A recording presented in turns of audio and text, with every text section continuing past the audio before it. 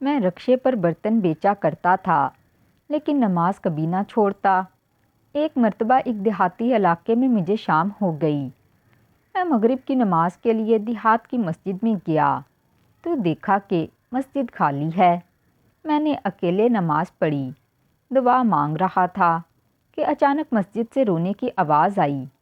چاروں طرف نظر دوڑائی، کوئی بھی نہیں تھا۔ گھر جا کر ایک مولانا سے پوچھا تو مجھ پر یہ راز کھلا کہ میں گلی گلی برتن بیچ کر اس وقت گھر واپسی کے لیے نکل کھڑا ہوا کیونکہ شام ہو گئی، اندھیرا پھیلنا شروع ہو گیا۔ ویسے بھی سردی کا موسم تھا تو سردی کی وجہ سے مجھ سے اب رکشہ بھی نہیں چلایا جا رہا تھا۔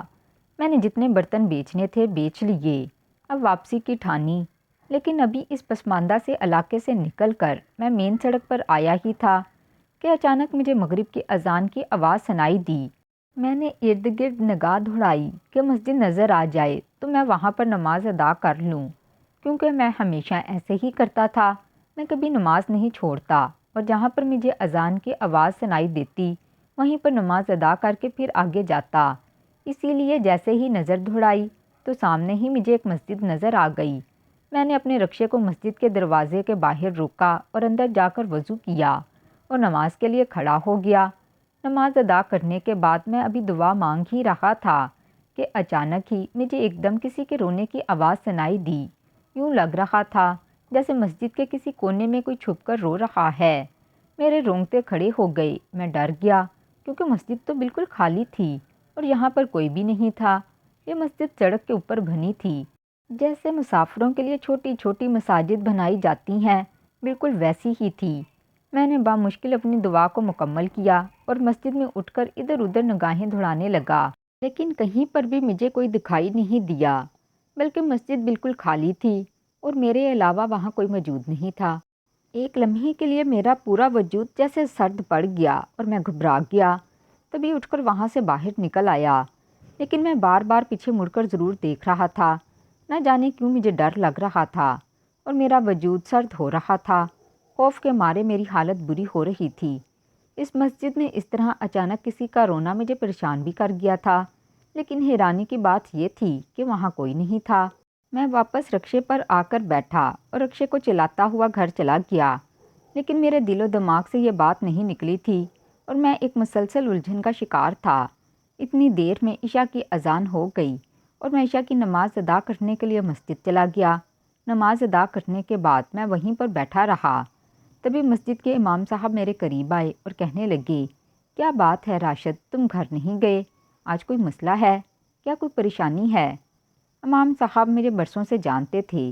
میں اس مسجد میں نماز ادا کرنے کے لیے آیا کرتا تھا اور اکثر ان کے ساتھ سلام دعا ہو جاتی تھی۔ آج بھی میں نماز ادا کرنے کے لیے آیا تھا، لیکن وہیں پر مسجد میں بیٹھ گیا کیونکہ میں آج رات اپنے ساتھ ہونے والے واقعے کے بارے میں سوچ رہا تھا۔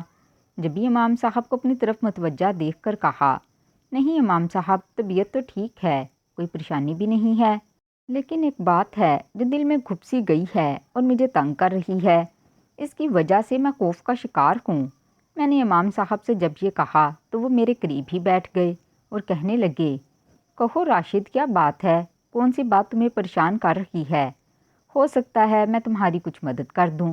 امام صاحب نے نرم لہجے میں مجھے مخاطب کرتے ہوئے جب کہا تو میں ایک دم انہیں آج ہونے والے واقعے کے بارے میں بتانے لگا، جسے سن کر وہ فکر مند سے نظر آنے لگے اور پھر کہنے لگے، تم نے جو کچھ بھی سنا تھا ٹھیک سنا تھا، ایسا ہوتا ہے۔ امام صاحب کی بات نے مجھے ایک دم چونکا دیا اور میں نے ان کی طرف دیکھا اور پوچھا، آخر ایسا کیا ہے اور یہ سب کیوں ہوا؟ میری بات سن کر امام صاحب نے جو کچھ مجھے بتایا، اس بات نے میرے قدموں تلے سے زمین نکال دی تھی۔ میرا نام راشد ہے اور میری اس وقت عمر 30 برس ہے۔ میں شادی شدہ ہوں، گھر میں بیوی اور 3 بچے ہوتے ہیں۔ میرا کرائے کا مکان ہے اور میں برتن بیچنے کا کام کرتا ہوں۔ میں محنت اور ایمانداری سے اپنا کام کرتا ہوں اور روزانہ کی بنیاد پر برتن لے کر رکشے پر چلا جاتا ہوں اور گلی گلی نکر پھر کر انہیں بیچتا ہوں۔ میرے پاس برتنوں کی مختلف ورائٹی ہوتی ہے۔ کچھ تو گاہک میرے مستقل لگے ہوئے ہیں اور میری آواز سنتے ہی اکثر وہ مجھ سے کوئی نہ کوئی چیز خرید لیتے ہیں۔ اس کے علاوہ بھی نئے گاہک کافی مل جاتے ہیں۔ اللہ کے کرم سے میں اتنا کما لیتا ہوں کہ اپنے گھر کا خرچ بخوبی پورا کر لیتا ہوں۔ اس کے علاوہ میری بیوی بھی بہت سوچ سمجھ کر اور کفایت شاری کے ساتھ خرچہ کرتی ہے، کیونکہ وہ جانتی ہے کہ میں محنت اور ایمانداری کے ساتھ رزق کماتا ہوں اور اس میں کوئی بھی حرام کا لقمہ شامل نہیں ہے۔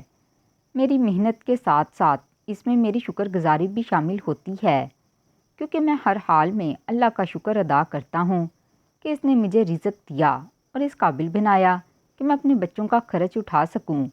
یہی وجہ ہے کہ میں بے حد مطمئن زندگی گزار رہا ہوں۔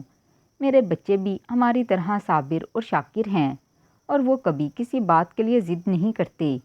ہم 2 وقت کا کھانا آرام سے کھا لیتے ہیں۔ یہی وجہ ہے کہ زندگی میں سکون ہے۔ میں 5 وقت کی نماز ادا کرتا ہوں اور میری بیوی بھی 5 وقت کی نماز کی پابند ہے اور اس کے علاوہ مختلف ذکر اور اذکار کرتی رہتی ہے۔ اس نے بچوں کو بھی چھوٹی عمر سے نماز کی پابندی سکھا دی ہے اور میں اس معاملے میں اس کا بے حد مشکور ہوں، کیونکہ میں چاہتا ہوں کہ میرے بچے دنیا کے ساتھ ساتھ دین کی تعلیم ضرور حاصل کریں اور وہ دین کے معاملات میں بہتر ہوں۔ یہی وجہ ہے کہ میں خود بھی عملی طور پر ان کے سامنے بہترین مسلمان ہونے کا مظاہرہ کرتا رہتا ہوں اور میں ان کے سامنے 5 وقت کی نماز ادا کرتا ہوں اور اپنی بیوی کے ساتھ اچھے لہجے میں بات کرتا ہوں۔ میرے ماں باپ تو کافی عرصہ پہلے ہی انتقال کر گئے تھے اور 2 بہنیں ہی ہیں جو دوسرے شہر میں بیاہی ہوئی ہیں، جن کے ساتھ عید تہوار پر کبھی کبھار ہی ملاقات ہوتی ہے۔ یہی وجہ ہے کہ ہمارے گھر میں سکون ہی سکون ہے۔ ماں باپ نے بچپن سے ہی نماز کی پابندی سکھا دی تھی اور میں ابا کے ساتھ اکثر نماز ادا کرنے مسجد جاتا تو مجھے بہت اچھا لگتا۔ اسی وجہ سے مجھے مسجد میں جا کر نماز پڑھنے کی عادت ہوتی گئی اور اب تک یہ عادت قائم ہے۔ میں رکشہ لے کر صبح کے وقت نکل جاتا ہوں اور سارا دن پھر کر اپنا سامان بیچتا ہوں۔ جہاں کہیں بھی مجھے اذان سنائی دیتی ہے میں وہیں پر نماز ادا کر لیتا ہوں، کیونکہ نماز کی میں نے خود کو معافی نہیں دی ہوئی۔ حالانکہ کئی لوگ مجھے کہتے ہیں، ارے یار تو پاگل ہو گیا ہے، یوں ہی رکشہ کھلا چھوڑ کر چلا جاتا ہے، کوئی تیرا سامان اٹھا لے گا تو کیا کرے گا، غریب آدمی ہے، اپنا کچھ تو خیال کر۔ جبکہ میں ان کی بات سن کر مسکرا دیتا ہوں اور کہتا ہوں، میں اللہ کا شکر ادا کرنے والا ہوں اور اس کو سجدہ کرنے جاتا ہوں اور مجھے پورا یقین ہے کہ وہ میرے سامان کی خود نگرانی کرے گا اور خود حفاظت کرے گا، کیونکہ وہ جانتا ہے میری نیت میں کوئی کھوٹ نہیں اور میں اپنی خوشی سے، اپنی دل کی مرضی سے اس کے سامنے سر جھکانے جاتا ہوں۔ میری بات سن کر لوگ مجھے بڑی حیرانی سے دیکھتے ہیں، لیکن یہی سچ ہے کہ میں نے کبھی نماز پڑھنے کے لیے اس بات کی فکر نہیں کی کہ کہیں میرا سامان چوری نہ ہو جائے، اور اللہ کا شکر ہے کہ آج تک میرے سامان میں سے کبھی کوئی چیز نہ تو چوری ہوئی ہے اور نہ ہی کسی نے نکالی ہے۔ اس بات کے لیے میں اللہ کا جتنا بھی شکر ادا کروں وہ کم ہے۔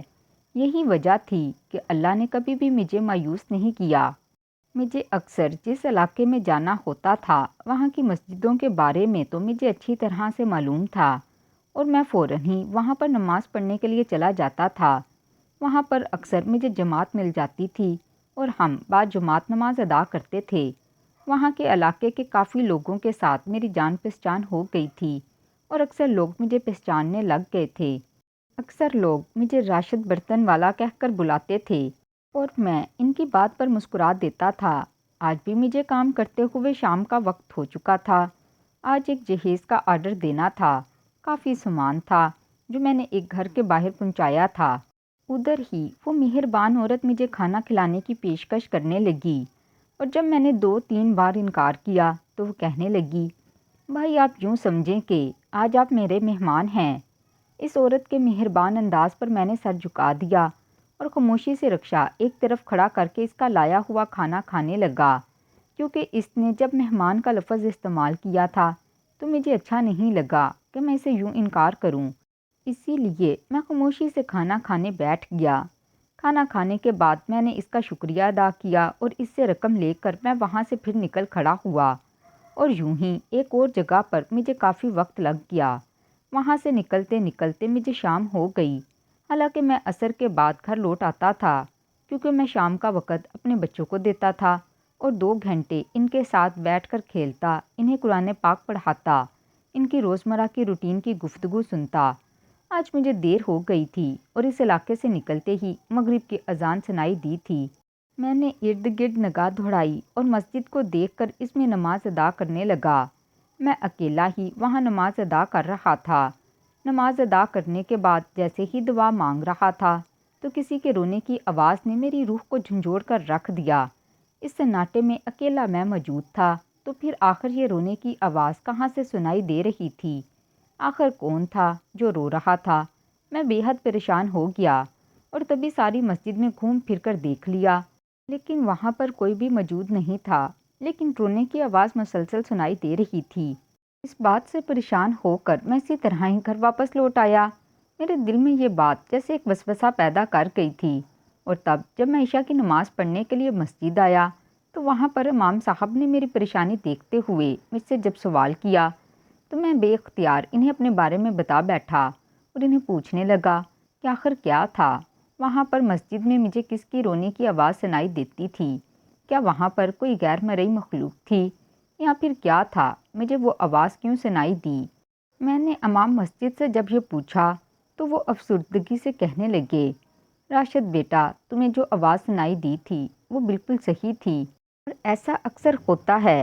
امام صاحب کی افسردگی کو دیکھ کر میں نے ان سے پوچھا، آخر ایسا کیوں ہوتا ہے؟ آخر مجھے وہ آواز کیوں آئی؟ اور مسجد میں جب کوئی تھا بھی نہیں تو پھر رونا کیسا؟ میں نے حیرانی سے امام صاحب سے پوچھا تو کہنے لگے، راشد بیٹا، جب مسجدیں غیر آباد ہوں گی، وہاں پر نماز کی ادائیگی کے لیے کوئی موجود نہیں ہوگا تو پھر ایسا ہی ہوگا۔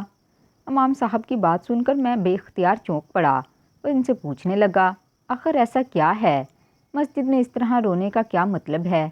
تبھی امام صاحب کہنے لگے، راشد بیٹا، مسجد میں تو آج کل لوگ بہت کم جاتے ہیں، اور تم نے دیکھ ہی لیا ہے اس مسجد میں بھی کتنے کم لوگ آتے ہیں۔ ہمارے محلے کی آبادی اتنی زیادہ ہے لیکن پھر بھی نماز کے لیے 2 صفیں بھی مکمل نہیں ہو پاتی۔ یہی وجہ ہے کہ جب دوسری مساجد میں بھی لوگ نہیں جاتے، وہاں پر نماز ادا نہیں کرتے، تو پھر مسجدیں روتی ہیں، وہ اللہ سے فریاد کرتی ہیں کہ ہمیں آباد کرو، لیکن لوگ انہیں آباد نہیں کرتے، لوگ مسجد تو بنا دیتے ہیں، اس سال ثواب کے لیے اپنے پیاروں کا نام اس پر لکھوا دیتے ہیں، لیکن پھر انہیں آباد کرنے کا خیال ان کے دل میں نہیں آتا۔ اگر مسجد بنی ہے تو وہاں پر نمازی بھی تو ہونے چاہیے، ورنہ اگر نمازی نہیں ہوں گے تو پھر اس مسجد کا کیا معنی رہ جاتا ہے؟ تم خود بتاؤ، مسجد کس مقصد کے لیے ہوتی ہے؟ اللہ نے ایک نظام بنایا ہے اور ہمیں اسی نظام کے اوپر چلنا چاہیے۔ اگر مسجدیں اسی طرح غیر آباد ہوں گی تو وہ روئیں گی ہی، فریاد ہی کریں گی۔ یہی وجہ ہے کہ تمہیں بھی مسجد میں رونے کی آواز سنائی دی، تم وہاں پر نماز ادا کر رہے تھے اور مسجد کو یہ بات پسند آئی، لیکن اسے اس بات کا بھی دکھ تھا کہ یہاں پر تو کوئی آتا نہیں، نہ جانے کتنے عرصے سے اس مسجد میں کوئی نمازی نہیں گیا، نہ جانے کتنے عرصے سے وہ مسجد یوں ہی غیر آباد تھی، اور اگر وہ ایسی ہی تھی تو پھر تم خود سوچو، بحیثیت مسلمان ہمارے لیے یہ کتنا بڑا افسوس کا مقام ہے۔ امام صاحب کی بات سن کر میں خود بھی بہت افسردہ ہو گیا، اس طرف تو میرا دھیان ہی نہیں گیا تھا، میں نے تو صرف نماز ادا کرنی ہوتی تھی اور مجھے جو مسجد ملتی تھی میں اس میں نماز ادا کر لیتا، لیکن کبھی میں نے آج تک مسجدوں کے آباد یا غیر آباد ہونے کے بارے میں نہیں سوچا تھا، اور نہ ہی کبھی میرے ساتھ اس طرح کا کوئی واقعہ پیش آیا تھا کہ مجھے مسجد کا رونا سنائی دیتا۔ آج پہلی بار جب میں نے یہ سنا تھا تو میرے دل کی کیفیت بے حد عجیب ہو گئی تھی، اور اس وقت میرے دل پر ایک ہیبت طاری ہو رہی تھی، مجھے اللہ کے عذاب سے خوف آ رہا تھا۔ اگر مسجدیں اسی طرح غیر آباد رہیں گی تو کس طرح ہم ایک مسلمان ہونے کا فرض ادا کریں گے؟ اگر مسجدیں اسی طرح روتی رہیں گی، اللہ کے آگے فریاد کرتی رہیں گی تو پھر ہم پر عذاب آئیں گے ہی، ہم پر اللہ کا قہر نازل ہوگا۔ امام صاحب کی باتوں نے میرے دل میں کئی سوچیں پیدا کر دی تھیں۔ میں نے امام صاحب سے کہا، امام صاحب، آپ کی بات سن کر میری سوچ کو ایک نیا رستہ مل گیا ہے۔ مجھے پہلے تو یہ بات معلوم نہیں تھی کہ مسجدیں بھی اس طرح فریاد کرتی ہیں، مسجدیں بھی اس طرح روتی ہیں۔ میں تو بس نماز ادا کرتا تھا اور یہ سوچتا تھا کہ میرا فرض ادا ہو گیا ہے، لیکن آج مجھے آپ کی بات سن کر دل پر ایک عجیب سا بوجھ محسوس ہو رہا ہے۔ میں نے پہلے اس بارے میں کیوں نہیں سوچا؟ واقعی ہم اتنے نمازی نہیں ہوتے جتنی ایک علاقے میں مسجدیں ہوتی ہیں، اور یہ بات ہمارے لیے لمحہ فکریہ ہے۔ ہمیں اس بارے میں ضرور سوچنا چاہیے۔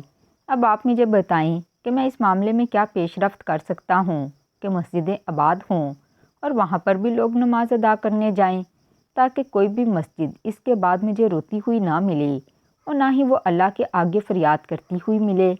میں نے امام صاحب سے پوچھا تھا تو امام صاحب کہنے لگے، راشد تمہاری سوچ بہت اچھی ہے، میں جانتا ہوں کہ تم اچھی نیت سے یہ بات کر رہے ہو، لیکن کسی کو بھی نماز کے لیے اکسا نہیں سکتے۔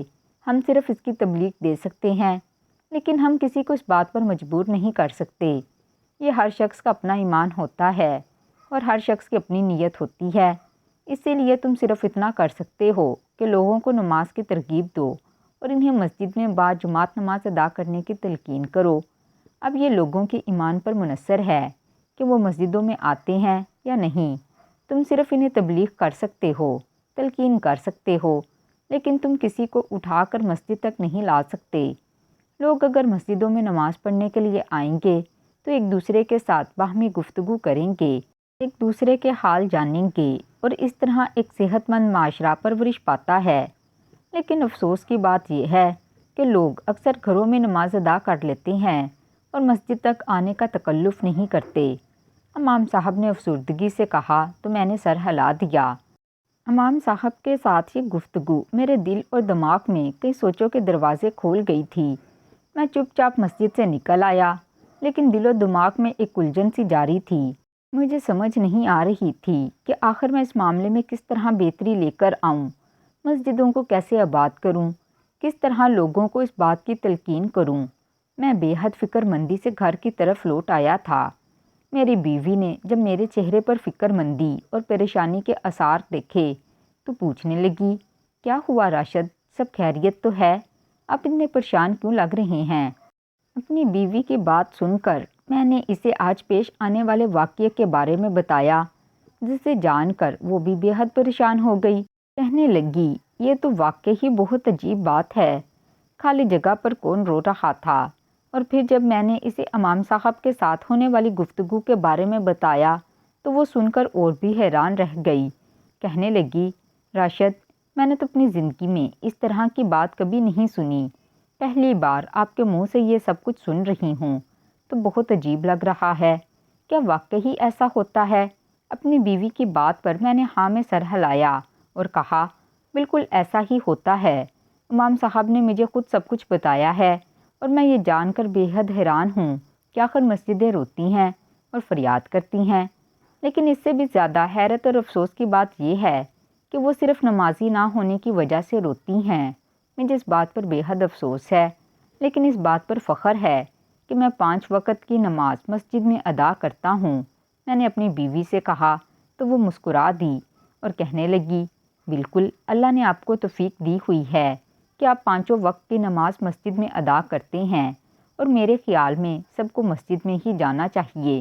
اذان سن کر گھر پر وضو کرنا اور نماز پڑھنا بہت آسان ہے، لیکن جب اللہ کی طرف قدم بڑھا کر چلتے ہیں تو اللہ ہر قدم کے اوپر بے حساب نیکیاں دیتا ہے۔ اور پھر جس طرح سب لوگ بلا تخصص اور بلا تفریق مسجد میں جمع ہو کر نماز ادا کرتے ہیں تو ایسا لگتا ہی نہیں کہ کوئی امیر ہے کوئی غریب ہے، بلکہ سب ایک جیسے ہی دکھائی دیتے ہیں۔ میں تو بہت خوش ہوں کہ آپ مسجد میں نماز ادا کرتے ہیں۔ میں اپنے بچوں کو بھی اسی بات کی تلقین کرتی ہوں کہ جب وہ 7 سال کے ہو جائیں گے تو مسجد میں نماز ادا کریں۔ میں انہیں گھر پر نماز نہیں پڑھنے دوں گی، اس طرح انہیں مسجد جانے کی عادت پڑے گی۔ میری بیوی نے جب مجھے یہ کہا، بے ساختہ میں نے بڑے فخر سے اس کے چہرے کی طرف دیکھا اور کہا، تم میری زندگی کا ایک تحفہ ہو، اللہ کی طرف سے ایک خاص انعام ہو۔ میں نے جب اس کی تعریف کی تو بے ساختہ شرما کر اس نے سر جھکا لیا، لیکن میرے دل میں اس بات کا وسوسہ تھا کہ مسجد کو آباد ہونا چاہیے اور وہاں پر لوگوں کو آنا چاہیے۔ اسی لیے اگلے دن جب میں فجر کی نماز پڑھنے کے لیے نکلا تو راستے میں ایک چائے والے کھوکھے پر کافی سارے لوگوں کو بیٹھے دیکھا تو بے اختیار میں وہاں پر رک گیا۔ کچھ سوچ کر میں نے ان سب کو مشترکہ سلام کیا اور کہا، بھائی لوگوں، اگر آپ لوگ فارغ ہیں تو 10 منٹ میرے لیے نکال سکتے ہیں؟ بلکہ میرے لیے نہیں 10 منٹ بھی آپ کے لیے ہی ہوں گے۔ میری بات سن کر سب متوجہ ہوئے اور کہنے لگے، کہو کیا بات ہے؟ تو میں نے کہا، جیسا کہ ابھی آپ کو فجر کی اذان کی آواز سنائی دی ہے، تو کیا خیال ہے نماز مسجد میں ادا کر لی جائے، کیونکہ اس طرح اللہ بھی خوش ہوگا اور مسجدیں روئیں گی بھی نہیں۔ میری بات سن کر وہ ایک دم چونک پڑے اور کہنے لگے، مسجدیں روئیں گی بھی نہیں؟ یہ تم کیسی باتیں کر رہے ہو؟ بھلا مسجدیں بھی کبھی روتی ہیں؟ میری بات سن کر انہوں نے میرا مذاق اڑانا شروع کر دیا، جبکہ میں نے تحمل سے اس مذاق کو برداشت کرتے ہوئے انہیں کہا، ہاں بالکل مسجدیں بھی روتی ہیں، کیونکہ جب ان کے پاس کوئی آتا نہیں، وہاں پر کوئی نماز ادا نہیں کرتا، کوئی آ کر اللہ سے فریاد نہیں کرتا، تو پھر مسجدیں روتی ہیں، اللہ سے فریاد کرتی ہیں۔ اسی لیے تو میں آپ سے کہہ رہا ہوں کہ آؤ اپنے علاقے کی مسجد کو آباد کرتے ہیں، وہاں پر نماز پڑھتے ہیں۔ اب آپ یہاں پر بیٹھے ہوئے ہو اور وقت ہی ضائع ہو رہا ہے، اللہ کی طرف جاؤ گے تو اللہ ہر قدم کے بدلے نیکیاں دے گا، اور اس کے علاوہ دل سے جو فریاد نکلے گی اسے قبول کرے گا۔ دیکھو تو کتنا فائدہ ہے اس میں نے امید بھری نظروں سے انہیں دیکھتے ہوئے کہا، تو ان میں سے 3-4 لڑکے میرے ساتھ چل پڑے۔ میں نے اسی کو اپنی کامیابی گردانتے ہوئے مسجد کی طرف بڑھ آیا اور دل ہی دل میں بے حد خوشی محسوس کر رہا تھا کہ میری پہلی کوشش ہی کامیاب ہو گئی۔ آج 3-4 لڑکے مسجد آئے ہیں، کل کو 5-6 ہو جائیں گے، اور پھر آہستہ آہستہ یہ تعداد بڑھتی جائے گی۔ اسی لیے مجھے اس بات پر بے حد اطمینان ہوا، اور آج نماز ادا کرتے ہوئے ایک عجیب سی خوشی اور سکون محسوس ہو رہا تھا۔ نماز ادا کرنے کے بعد وہ لڑکے جو چائے کے کھوکھے سے میرے ساتھ مسجد تک آئے تھے، ایک دم میری طرف بڑھے اور کہنے لگے، بھائی جان آج آپ نے ہمیں ایک نئی لذت سے آشنا کروایا ہے، ہم نے تو کبھی یہ سکون محسوس ہی نہیں کیا تھا۔ ہم اذان سنتے تھے اور اکثر اس اذان کو نظر انداز کر دیتے تھے، اور اگر کبھی نماز پڑھتے بھی تھے تو ایسا سکون اور ایسا اطمینان کبھی دیکھا ہی نہیں۔ لیکن آج اس مسجد میں نماز ادا کرنے کے بعد یوں لگ رہا ہے جیسے اللہ نے قریب ہو کر ہماری بات سنی ہے، اور وہ ہماری دعاؤں کو اور ہماری ریاضتوں کو ضرور قبول کرے گا۔ مجھے تو اس سے پہلے ایسا سکون کبھی نصیب نہیں ہوا۔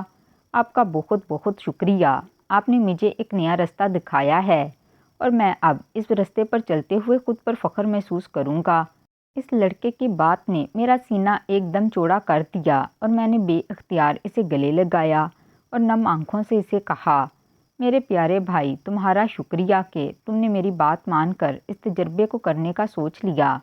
اگر تم یہاں پر نہ آتے تو تم اس لذت سے کیسے آشنا ہوتے جو اس مسجد میں بیٹھ کر نماز ادا کرنے سے ملتی ہے۔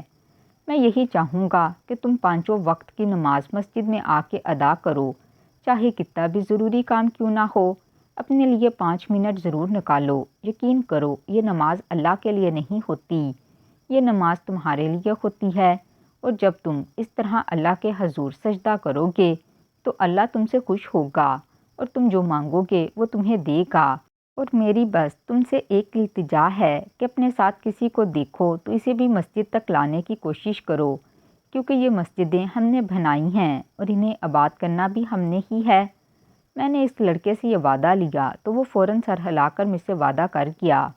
آج میرے دل کو ایک گہرا اطمینان ملا، کیونکہ مجھے اس بات کا یقین ہو چلا تھا کہ وہ لڑکا میری امید کی پہلی کرن ہے، اور اس کے بعد اب ایک دیے سے دوسرا دیا جلتا جائے گا۔